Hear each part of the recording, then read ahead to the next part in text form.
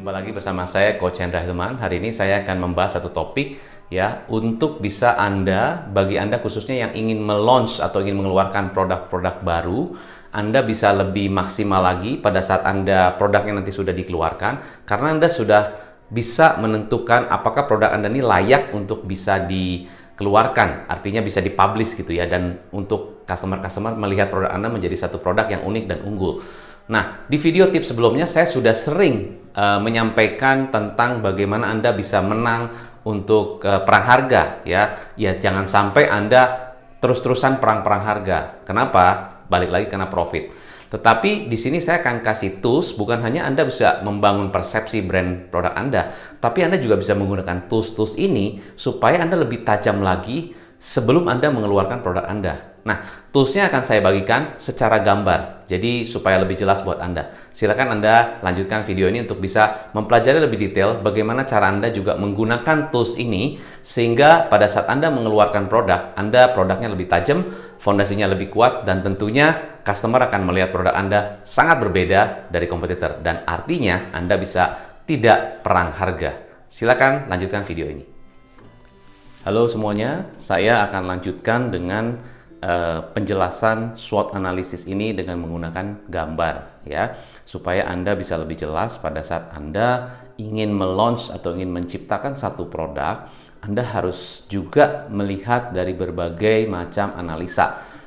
Beberapa tips dari video saya sudah menjabarkan mengenai bagaimana supaya kita bisa tidak perang harga ya, artinya kita bisa keluar dari perang harga.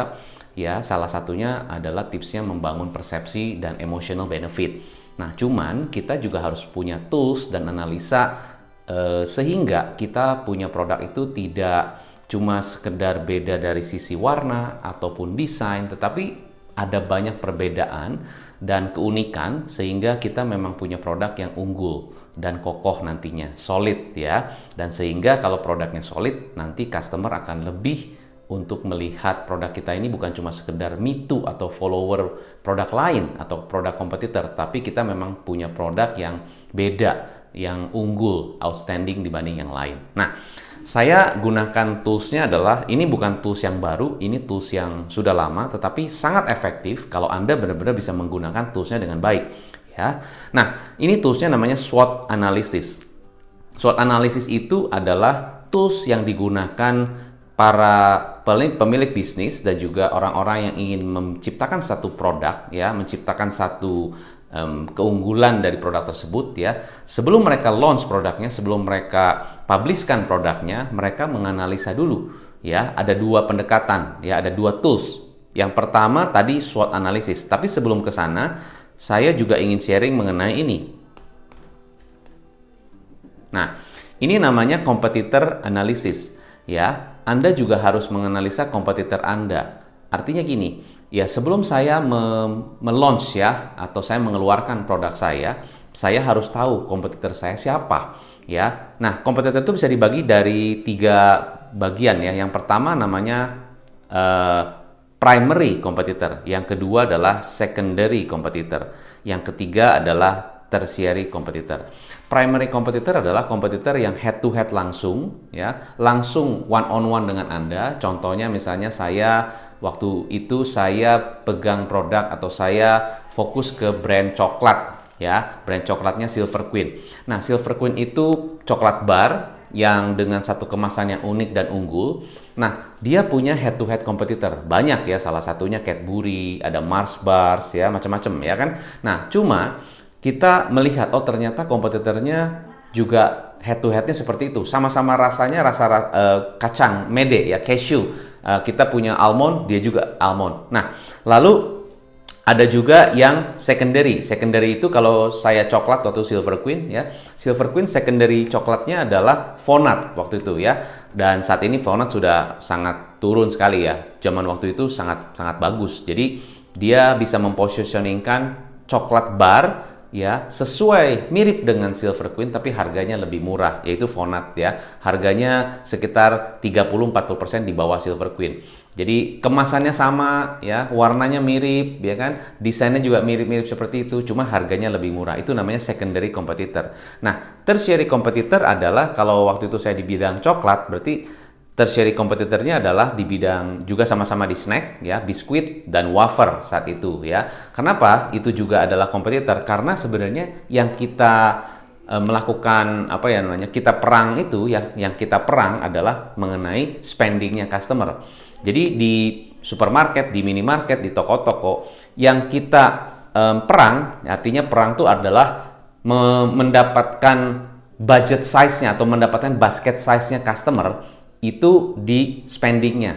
Misalnya pada saat itu harga coklat bar Silver Queen itu senilai 15.000 ya. Nah, untuk memenangkan 15.000 ini tentunya banyak orang-orang lain atau kompetitor lain yang juga sama-sama mencari spending 15.000 atau basket size-nya 15.000. Makanya ada biskuit yang juga 15.000, ada wafer yang juga 15.000 ya, ada macam-macam yang juga harganya 15.000 ya. Nah, itu kita sama-sama berperang di sana, berperang di 15.000. Nah, customer memilih kan, saya pilih mana nih? Pilih coklat apa pilih biskuit? Pilih coklat apa pilih snack? Itu tertiary competitor. Nah, maka sebelum kita me-launch atau mengeluarkan sebuah produk, kita mesti melihat analisanya. Bukan hanya primary competitor, bukan hanya secondary competitor, dan juga tertiary competitor yang harus kita lihat. Pertanyaannya, coach, apa yang dilihat, apa yang dicari dari kompetitor tersebut? Pertama, kita lihat marketing strategi mereka seperti apa. Ya, marketing strategi kan gede banget. Anda mesti research ya, oh iklannya begini ya, nih iklan. Itu juga bagian dari marketing strategi. Iklan kan bisa above the line, bisa below the line. Above the line itu menggunakan media, televisi, radio, ya kalau sekarang berarti pakai YouTube ya, atau pakai Google. Nah, sebagai Google Ads begitu-gitu ya, itu iklan ya, menggunakan media. Nah, ada juga below the line. Below the line itu langsung direct ke customer. Contohnya misalnya mereka kasih hadiah langsung, mereka kasih tester, pokoknya mereka kasih semacam ada produk yang pokoknya macam-macam lah yang langsung ke customer ya. Itu berbagai macam cara mereka lakukan. Waktu itu Oreo juga melakukan campaign, mereka ada lomba makan biskuit. Nah, itu semua adalah strategi-strategi marketing yang below the line. Itu kita perhatikan. Nah, setelah itu kita juga perhatikan offernya. Penawaran-penawaran yang mereka berikan pada customer supaya customernya beli. Apa aja penawarannya? Oh, ada hadiah langsung, oh beli 2 gratis 1, oh ada apalah segala macam, banyak penawaran-penawaran itu. Jadi kita juga belajar. Ada mereka jual paket ya, paket untuk ulang tahun, paket untuk gift gitu. Mereka juga ada offer-offer begitu. Nah, lalu kita lihat juga ada copywriting. Kalau zaman sekarang mungkin copywriting itu sangat penting sekali. Jadi kita juga perhatikan pada saat mereka posting di Instagram, posting di Facebook, mereka iklan di marketplace itu ya, copywriting iklannya seperti apa? Kita perhatikan. Itu competitor analysis. Nah, bagaimana caranya kita menggabungkan antara competitor analysis ini dengan SWOT tadi? Jadi kita harus tahu ya. Jadi begitu kita mengerti, oh kompetitor melakukan ini, itu, dan sebagainya, Anda gabungkan dengan analisa SWOT. Ya, kenapa Anda mesti gabungkan? Karena kan nantinya Anda akan keluarin sebuah produk, misalnya contoh ya, produk minuman nih, contohnya Anda punya produk minuman X gitu kan. Nah, jadi kalau Anda sudah meng-compare dengan beberapa kompetitor yang lain, ya banyak nih kompetitor yang lain juga yang sama-sama di bidang minuman gitu kan, sama ya. Nah, gitu. Ini apa dan sebagainya. Nah, jadi kalau Anda punya produk X, Anda sudah melihat beberapa kompetitor yang lain, nah Anda coba pakai analisa SWOT ini untuk memastikan apakah benar-benar produk Anda itu strong, kuat pada saat nanti dikeluarkan ya. Artinya sebelum Anda launch produknya, Anda sudah menganalisa dulu dan Anda sudah memutuskan, oke, kekuatan produk saya di sini, kelemahannya di sini. Nah, kalau Anda tahu ternyata Anda dibandingkan dengan kompetitornya lebih lemah di poin-poin itu, ya Anda bisa tulis di sini. Nah, jangan sampai kelemahan-kelemahan ini ya terlalu terekspos. Bisa jadi Anda harusnya mengurangi kelemahan-kelemahan ini. Artinya Anda belajar, oh iya ya, misalnya produk saya itu kurang apa, secara packaging kurang pas gitu loh, atau terlalu apa segala, mungkin kalau kita bicara makanan ya, misalnya packagingnya ya, kalau kita bicara makanannya pakai packaging apa, misalnya aluminium atau apa. Nah, itu terlalu tebal atau terlalu apa. Nah, itu kan juga bisa ada beberapa hal yang menjadi satu kelemahan, ya. Kelemahan produk kita apalagi misalnya kalau dipajang di display di toko itu terlalu besar atau terlalu bagaimana, jadi tidak kurang enak lah lihatnya, itu kayak gitu-gitu. Jadi kita lihat kelemahannya dari segi apa aja, kita bisa lihat dari situ. Setelah itu, nah, kita lihat, oh ternyata kompetitor bagus nih, kita bisa improve apa, ya, kita bisa perbaiki di mana. Nah, ini dari segi, ini saya sebut ini internal ya. Jadi internal factor, ya.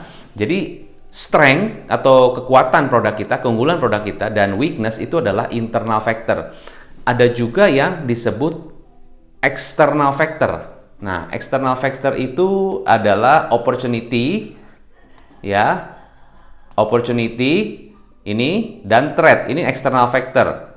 Maksudnya adalah kalau external factor itu artinya faktor luar yang mempengaruhi produk Anda, misalnya tren, atau mungkin faktor luarnya seperti cuaca, itu semua faktor luar, atau misalnya pengaruh dari politik, ya, atau ekonomi, semua faktor luar, ya. Kalau threat itu semua juga sama, ancaman bisa jadi ya mungkin ada regulasi dari pemerintah yang sebagainya, itu membuat produk kita jadi agak terancam. Misalnya regulasi untuk misalnya Anda import gitu ya dari negara lain, ada regulasi-regulasi tertentu yang menghambat produknya masuk ke Indonesia, itu namanya threat atau ancaman dari luar. Tapi Anda juga harus tahu, oh itu semua dikombinasikan sehingga pada saat Anda mengeluarkan produk Anda sudah memikirkan berbagai aspek tadi, dari strength, dari weakness, dari opportunity, dan dari ancaman. Ya, nah kesimpulannya buat Anda adalah sebelum Anda mengeluarkan produk, ini khususnya bagi Anda para pemilik bisnis yang ingin mengeluarkan produk baru atau ingin memiliki produk baru yang beda, yang unik, yang unggul, Anda harus memperhatikan dua tools tadi. Pertama, competitor analysis. Jangan Anda sepelekan itu karena itu sangat-sangat penting. Kedua, SWOT analysis. Jadi alokasikan waktu Anda mungkin 1 minggu apa 2 minggu sebelum Anda launch produk Anda. Jangan cepat-cepat launch juga. Anda mesti menganalisa dulu ya, termasuk mereka pakai buzzer apa. Kalau misalnya pakai Instagram, pakai influencernya gimana. Anda perhatikan kenapa mereka pakai itu. Captionnya seperti apa, hashtagnya gimana, semua Anda perhatikan. Jadi jangan cepat-cepat ya.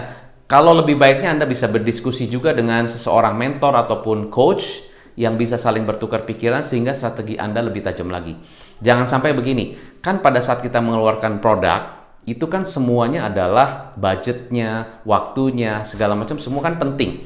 Ya, dan itu persepsi di mata calon customer. Jangan sampai begitu Anda keluarkan produk Anda, mereka melihatnya gini, begini doang, ini mah sama dengan yang itu. Begini doang, ini mah ngikutin yang itu. Jangan sampai begitu.